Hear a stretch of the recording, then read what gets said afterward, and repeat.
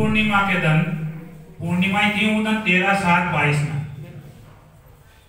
जब यानी कि यार वो शाक्य वंश को यार याद तो बढ़िया थे तो मैं होश ना पा सकूं कि बुद्ध के पर लिख पाती। अर्थात विज्ञान के अंतर यह बात निश्चित है कि पीढ़ी एकांतरण होता रहता है। एक पीढ़ी 1000 पीढ़ी लाख की पीढ़ी हो सके, करोड़ की पीढ़ी हो, और वहां के अंदर बुद्ध विराजमान हो गया हो छोटा सा रूप में, और वो रूप ही शब्दा के माध्यम से जब पिरोयो तो उनमें सेतु बनिया समर्थ साहब और मांड्या दिया किशनदास। यहाँ को 13 अंक पढ़ो, वो 13 तारीख के दिन आखिर हुआ तो यहाँ यानी कि क्या 13 तारीख मान लो या तस्वीर देख लो और मैं या चीज मांडवा में आ गई, तो कहीं ना कहीं लेखक के अंदर वह संवेदना वह ज्योति विद्यमान रहे है जी वह एक क्षण के लिए 24 घंटा में पकड़ ले छे। और जितना भी रचनाकार है हमारी बात पे इत्तेफाक रखता होगा कि वह किरण वह उजास एक कलम चलावा के लिए काफी रहे छे, फिर वह कलम 4 के रहे छे। ई को उदाहरण ई लिए ये यहाँ है ये पूरा यह बात ई ले केवा माई कि ये 20 सर्ग में बहुत अच्छी व्याख्या ममता जी ने करी, बहुत सार रूप में यह व्याख्या प्रस्तुत करी, वरना एक एक आख्यान 20-20 पेज की डिमांड करे छे, लेकिन याने एक एक आख्यान को उदाहरण देके लगभग 120 लाइन में यह बात कह दी। मैं ममता जी के बहुत बहुत बधाई देऊँ और अब आमंत्रित करूँ छू मैं तो पावना डॉक्टर HN साहब का ये रूप परिवर्तन मना यहाँ देखो, मना यहाँ व्याख्या कार के रूप में देखो, लेकिन ये बुद्ध बौद्ध धम्माचार्य बन गया। वो यहाँ से अनुरोध करूँ कि वो आवे और आपने बात कही डॉक्टर HN साहब। नमो तस्स भगवतो अरहतो सम्मा सम्बुद्धस्स। नमो तस्स भगवतो अरहतो सम्मा सम्बुद्धस्स। नमो तस्स भगवतो अरहतो सम्मा सम्बुद्धस्स। नमो बुद्धाय।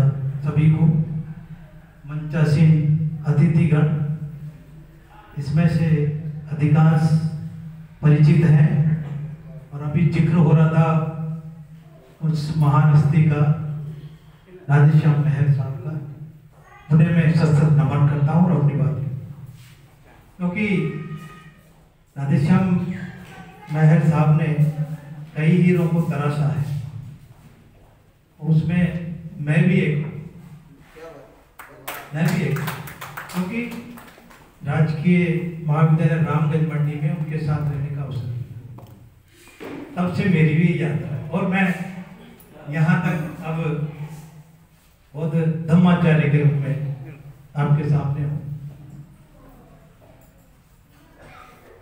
हाड़ौती की कोलवी बौद्ध गुफाओं के दर्शन करने के पश्चात मन में ये सवाल अक्सर मेरे आता था कि ये जो भूमि है, पवित्र भूमि, यहाँ पर वो बौद्ध गुफाएं और बुद्ध धम्म के अवशेष चीख कर कह रहे हैं कि ये भूमि बहुत पवित्र है और यहाँ बुद्ध का धम्म बहुत फला फूला है। कोलवी की बौद्ध गुफाएं कितने लोगों ने देखी? उनमें एक समर्थ साहब है, एक गणपत लाल जी, एक इधर से हाथ उठा। भाग्यशाली है वो लोग जिन्होंने देखी, देखना भी चाहिए। 6वीं शताब्दी की बौद्ध गुफाएं हैं हाड़ौती में, जो ये प्रमाण है इस बात का कि बुद्ध का दम आज भी है। और गोलीय और शाक्य वंश, जिसे मीतो के शब्द दलित चल पड़ा, ये वो वंश है जो बुद्ध से सीधा रक्त संबंध रखता है। तो जब बुद्ध को जब पढ़ता है आदमी, और वो जो रक्त संबंधी है उनमें वो संचार होता है धम्म का। और जैसा भी कह रहे थे जोशी जी कि चेतावनी ने चौंकते पर दिया, वास्तव में बुद्ध काल में भी ऐसी घटनाएं बहुत हुई कि एहसास करा दो इस व्यक्ति को, ये एहसास करा दो कि तुम क्या हो।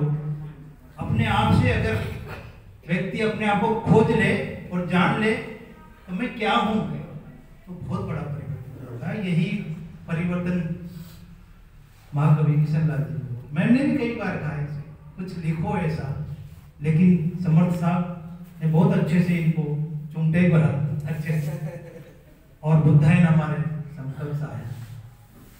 मैंने पढ़ा बुद्धायन को 20 भागों में, बहुत अच्छा, सारी मुख्य मुख्य बातें इसमें समाहित है। और मैंने इनसे कहा भाई मैं तो हिंदी जानता समझता हूँ, हाड़ौती समझ लेता हूँ, जब बोलते हैं ये तो समझ में आती है, लेकिन बोलने में हमें कठिनाई है। लेकिन इस हाड़ौती प्रदेश में आपका ये बुद्धायन भगवान बुद्ध की शिक्षाओं को जन जन तक फैलाने में कामयाब होगा। बुद्ध इसीलिए मतलब स्थापित हो पाए इस देश में कि उन्होंने अपना समस्त ज्ञान जन जन की भाषा में ही दिया। पाली भाषा जन जन की भाषा होगा। अभी मैंने नमो तस्से कहा तो लोग कई तो संस्कृत समझ रहे होंगे और कई को अर्थ समझ में नहीं आएगा, लेकिन इस देश की जन जन की भाषा पाली रही है और बुद्ध का संदेश जन जन तक फैल पाया, उसके पीछे भाषा ही है। आज अगर हाड़ौती में ये महाकाव्य लिखा गया है तो वापस जैसे जोशी जी कह रहे थे ना, इतिहास दोहराया जाएगा, इतिहास पलट के दोबारा से फिर से बुद्ध की वाणी को समझेंगे लोग, चश्मा हटा के। धम्म का चश्मा भी बड़ा मतलब हमें अवरुद्ध करता है बातों को समझने से। बुद्ध ने करुणा मैत्री का उपदेश दिया। क्या धम्म है? धम्म है क्या? प्रकृति को जान लेना ही धम्म है।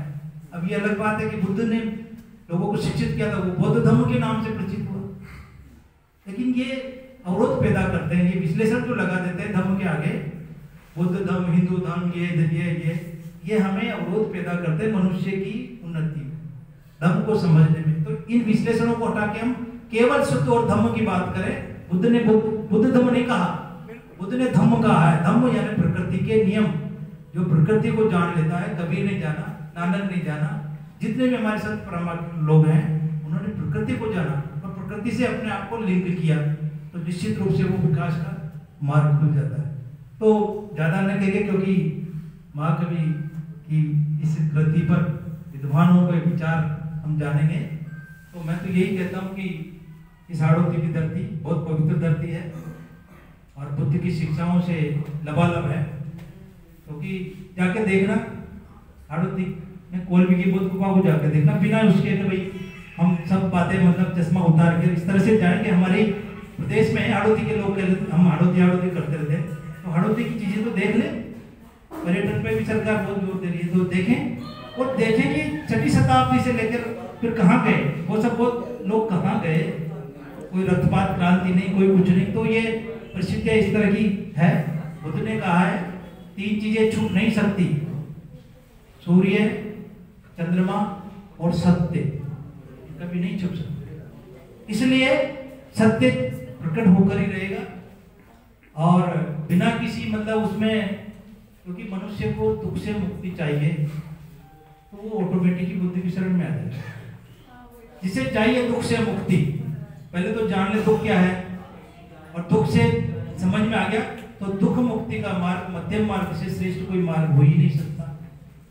क्योंकि कुछ प्राप्ति की लालसा से की जाने वाली आराधनाएं तो प्राप्ति किया हुआ धन वैभव सब नष्ट होने वाला, यही तो मांगते हैं। और क्या, जितने भी मतलब से आराध्य की हम कर रहे हैं उसमें कुछ ना कुछ प्राप्ति की लालसा से, यहाँ प्राप्त करना ही नहीं, यहाँ तो छोड़ दिया।